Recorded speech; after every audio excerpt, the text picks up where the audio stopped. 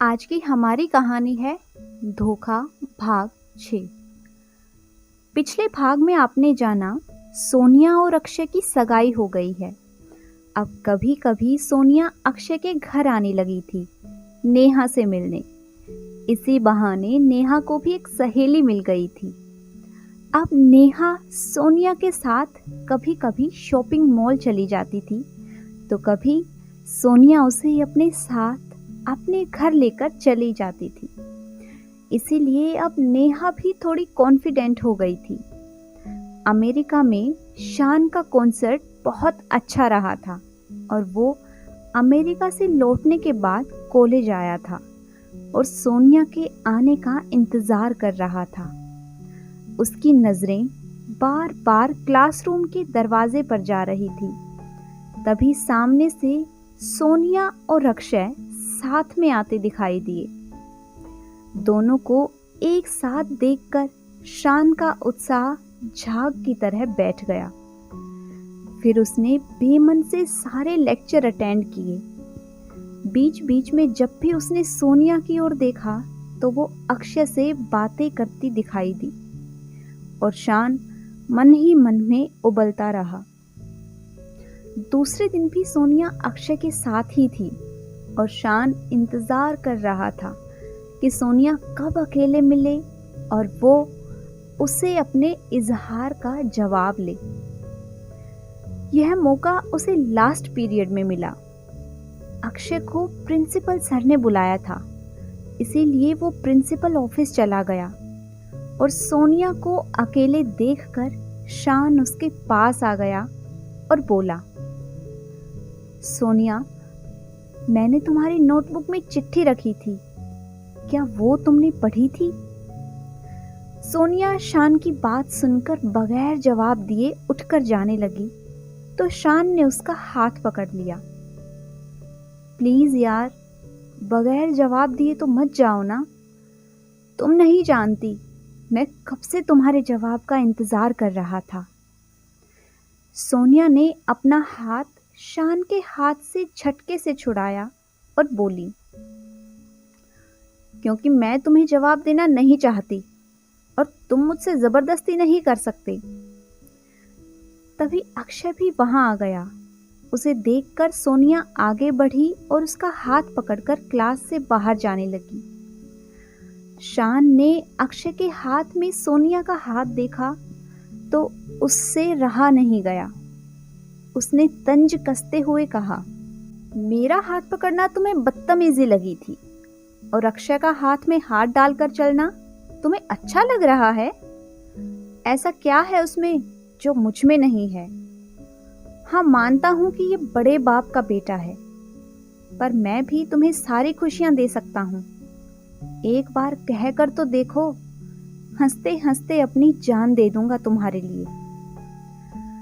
शान की बकवास सुनकर अक्षय को भी गुस्सा आ गया और उसने शान को एक थप्पड़ जड़ दिया और चिल्लाते हुए बोला, बस बहुत हो गया शान, बाकी कुछ मत कहना। अब मुझसे बर्दाश्त नहीं होगा। वाह अक्षय, तुम करो तो ठीक और मैं करूं तो बदतमीजी। तुम्हारे लिए इतना जानना काफी होगा कि सोनिया अब मेरी मंगेतर है, इसलिए आगे से कुछ भी बोलने से पहले 100 बार सोचना। अक्षय ने फिर सोनिया का हाथ पकड़ा और शान से बोला। शान ने सुना तो जैसे उसे अपने कानों पर यकीन ही नहीं हुआ।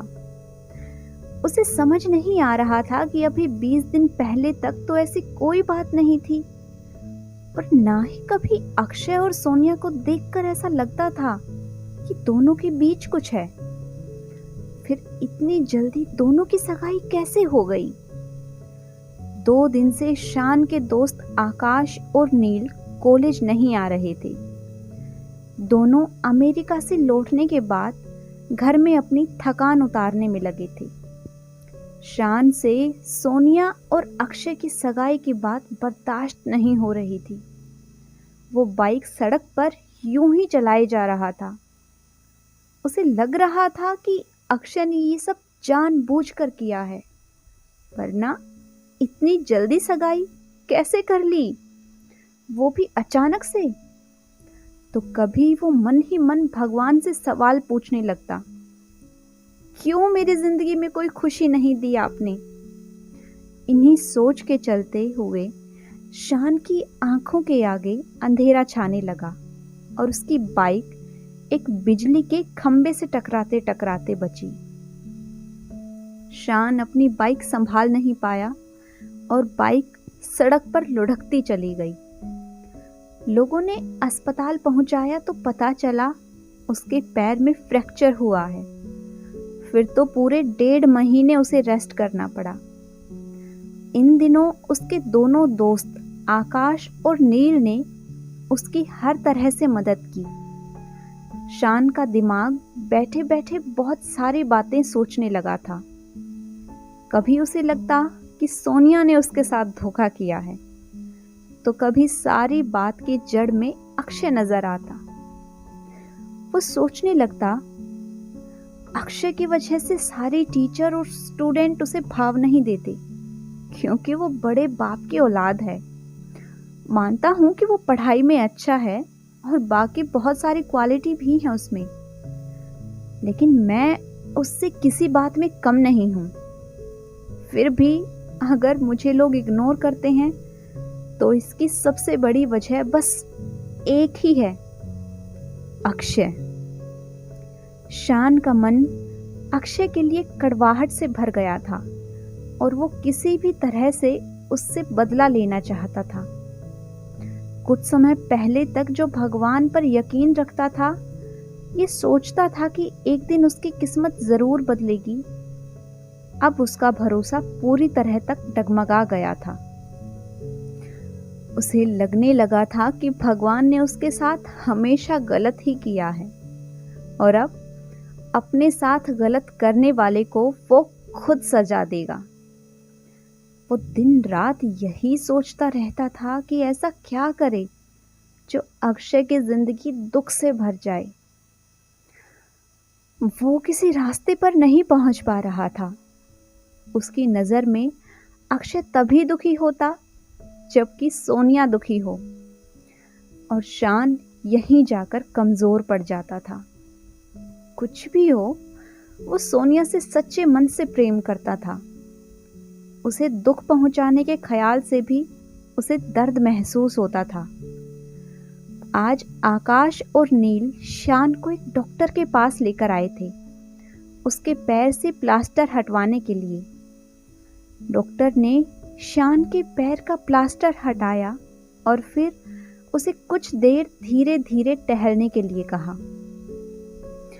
डॉक्टर इस बात से बहुत खुश हुए कि शान ने बहुत जल्दी रिकवरी की थी और थोड़ी ही देर में वो बिल्कुल सही से चल पा रहा था। आकाश ने डॉक्टर से पूछा, सर, शान कब तक पूरी तरह से खुद से चल पाएगा? अरे, आप परेशान क्यों हो रहे हैं?